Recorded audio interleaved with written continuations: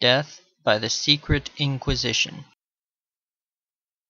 Our source and the location of our quote.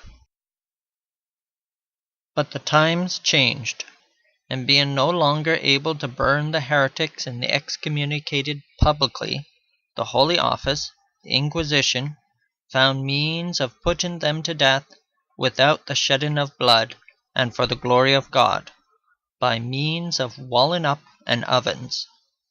The walling up was of two kinds, the propria and impropria, or complete and incomplete. By the first they punished dogmatists, by the second, the professors of witchcraft and sorcery. To punish the former, they made a niche in a wall, where standing upright on his feet, they placed the condemned, binding him well to the wall with cords and chains, so that he could not move in the least. They then began to build from the feet to the knees, and every day they raised the wall a course, at the same time giving the prisoner to eat and to drink. When he died, and God knows with what agonies, the wall was built up. But dead or alive, it was closed in such a manner that no one could see where the niche had been, and that a body remained there. The incomplete walling up, or enclosure, was made by setting the condemned in a pit, bound hand and foot, so that his head only was above ground. The pit was then filled up with quicklime, and moisture from the body soon acting on it converted it into fire, and the miserable wretch was burnt alive with the most frightful torture.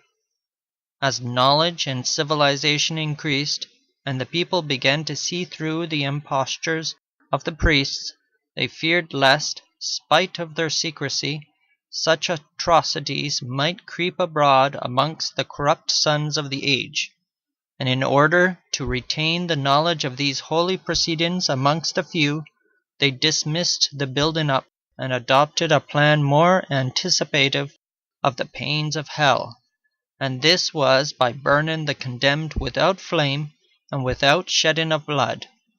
They invented ovens, or furnaces, which being made red hot, they lowered the condemned into them, bound hand and foot, and immediately closed over them the mouth of the furnace.